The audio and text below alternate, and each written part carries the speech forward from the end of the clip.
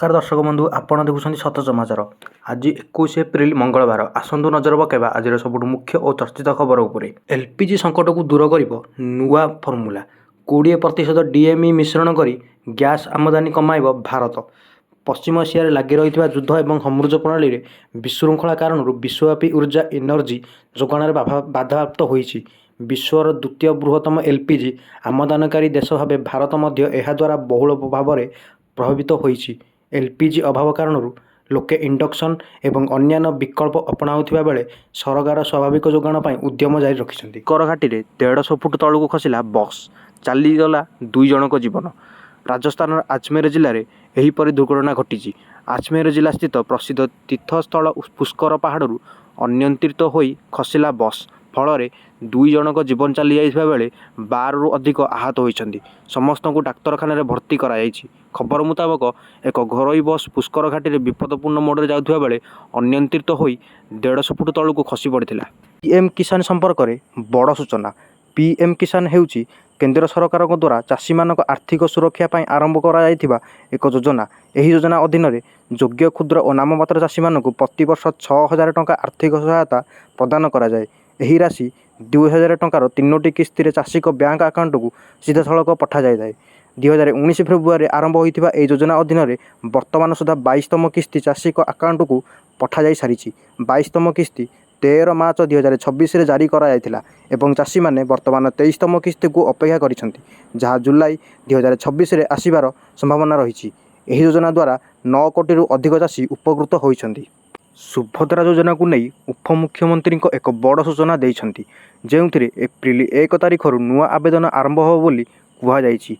एही योजना रे अधिक संख्यक योग्य हिताधिकारी को सामिल करिया पई प्रयास करा जाउछि। एही आवेदन प्रक्रिया एप्रिल 1 तारिख रु 30 तारिख पर्यंत चलिबो। जेउ महिला माने पूर्वरु सुभद्रा योजना पई आवेदन करि नाहंती केवल सेही माने ही एही बयस सीमा मध्य नूतन भावे आवेदन करि परिबे।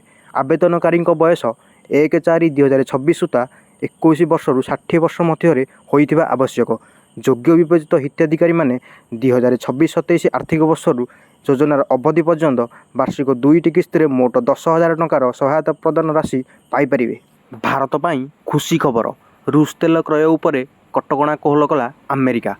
अमेरिका रूसीय तैल एवं पेट्रोलियम उत्पाद उपरे प्रतिबंधक को नहीं कोहल करिछि। आउ गोटे मास कटकणा छाड़ करिछि। एप्रिल 17 तारिख में अमेरिकार ट्रेजरी विभाग मध्य एक नुआ लाइसेंस जारी करिछि। एही लाइसेंस अधीन देशगुड़िक एवं मे 16 पर्यंत समुद्र में लोड होइथिबा रूसीय तेल क्रय करिपारिबे। गुरुद्वार बाहर बेले आखिमुजा गुलीमाड़, 2 भारतीय मृत, अभियुक्त फेरार। बैशाखी मासरे अघटन, श्रद्धालुं उपरकू आखिबुझा गुलीमाड़। इटालीर बेरगामो प्रदेशर कोभा सहर में बैशाखी उत्सव में शोकाकूल परिवेश सृष्टि होइछि। गुरुद्वार बाहर फायरिंग होइछि। 2 भारतीयों को गुली करी हत्या कराइछि। गुरुद्वार बाहर समय 2 जनक उपरकू गुलीमाड़ करथिला आततायी। ओडिशा सेमिकंडक्टर यात्रा रे ऐतिहासिक अध्याय। 3D क्लास सल्यूशन प्रकल्पर शिलान्यास। मुख्यमंत्री कहिले ओडिशा निवेशकों प्रथम पसंद। सूचना और प्रजुक्ति विद्या क्षेत्र में आउ एक पादे आगेला ओडिशा। मुख्यमंत्री मोहन चरण माझी दृढ़ आत्मविश्वास और इच्छाशक्ति बल में आज ओडिशार शिल्प विप्लव यात्रा एक ऐतिहासिक अध्याय जोड़ा होइछि। मुख्यमंत्री माझी एवं केंद्रीय इलेक्ट्रोनिक्स और आईटी तथा रेल मंत्री अश्विनी वैष्णव खोर्धा जिलार इन्फो भैली ठारे प्रतिष्ठित सेमिकंडक्टर संस्था 3D क्लास सल्यूशन अत्याधुनिक क्लास सबस्ट्रेट पैकेजिंग यूनिट्र शिलान्यास करिसेंति। तमिलनाडु बाण कारखाना जोरदार विस्फोरण, 19 मृत 6 गुरुतर। छुट्टी दिन में भी चली काम। तमिलनाडुर विरुधनगर जिले में एक बाण कारखाना बड़ धरणर विस्फोरण। यही दुर्घटना 19 जनकर मृत्यु होइछि। से भली अन्य 6 जन आहत होइछन्ति।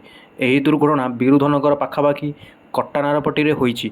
पारंपरिक रिपोर्ट अनुसार विस्फोरण कट्टानारपट्टी गाँव में एक बाण तैयारी यूनिट रे होइछि। शक्तिशाली भूमिकंप रे थरिला जापान। यही भूमिकंप पर सुनामी पाई चेतावनी जारी कराଯାଇଛି। मध्याह्न जापान 7.4 तीव्रतार भूमिकंप अनुभूत होइथिबार सूचना मिली, जहाँ रिक्टर स्केल रेकर्ड कराଯାଇଥିଲା। ଏହି शक्तिशाली भूमिकंप पर उपकूलवर्ती अंचल पाई सुनामी चेतावनी जारी कराଯାଇଛି। अधिकारी माने सतर्क कराइदैछन्ति जे 3 मीटर उच्चता पर्यंत लहड़ी आसीपारे। गोटे पटे ईरान सह शांति आलोचना, अन्यपटे भारत सह बड़ व्यापारिक चुक्ति। ପାକିସ୍ତାନର ଇସଲାମାବାଦରେ ଇରାନ ଏବଂ ଆମେରିକା ମଧ୍ୟରେ ଶାନ୍ତି ଆଲୋଚନା ଜାରି ରହିଛି। ଅନ୍ୟପଟେ ଆଜିଠାରୁ ୱାଶିଂଟନରେ ଭାରତ ଏବଂ ଆମେରିକା ମଧ୍ୟରେ ଏକ ଗୁରୁତ୍ୱପୂର୍ଣ୍ଣ ବାଣିଜ୍ୟିକ ବୈଠକ ଆରମ୍ଭ ହେବାକୁ ଯାଉଛି। ଏପ୍ରିଲ 20ରୁ 22 ପର୍ଯ୍ୟନ୍ତ ଚାଲିବାକୁ ଥିବା ଏହି ତିନିଦିନିଆ ଆଲୋଚନାରେ ଦ୍ୱିପାକ୍ଷିକ ବାଣିଜ୍ୟ ଚୁକ୍ତିର ପ୍ରଥମ ପର୍ଯ୍ୟାୟକୁ ଚୂଡ଼ାନ୍ତ ରୂପ ଦେବା ପାଇଁ ଲକ୍ଷ୍ୟ ରଖାଯାଇଛି। IPL ମ୍ୟାଚ୍ରେ ମୁମ୍ବାଇ ଇଣ୍ଡିଆନ୍ସ 99 ରନରେ ଗୁଜରାଟ ଟାଇଟାନ୍ସକୁ ପରାସ୍ତ କରିଛି। ତିଲକ ବର୍ମାଙ୍କ ଶତକ ଦଳକୁ ମଜବୁତ ସ୍କୋର ଦେଇଥିଲା। ପରେ ମୁମ୍ବାଇ ବୋଲରମାନେ ଶାନଦାର ପ୍ରଦର୍ଶନ କରି ଗୁଜରାଟକୁ ଅଳ୍ପ ରନରେ ଆଉଟ୍ କରିଦେଲେ। ଏହି ବିଜୟ ସହ ମୁମ୍ବାଇ ପଏଣ୍ଟ ଟେବୁଲରେ ମଜବୁତ ସ୍ଥିତିରେ ପହଞ୍ଚିଯାଇଛି। ଭିଡ଼ିଓଟି ଭଲ ଲାଗିଥିଲେ ଭିଡ଼ିଓଟିକୁ ଲାଇକ୍ କରନ୍ତୁ, ଚ୍ୟାନେଲକୁ ସବସ୍କ୍ରାଇବ୍ କରନ୍ତୁ ଏବଂ ପାଖରେ ଥିବା ବେଲ୍ ଆଇକନକୁ ପ୍ରେସ୍ କରି ଅଲ୍ ନୋଟିଫିକେସନକୁ ସିଲେକ୍ଟ କରନ୍ତୁ।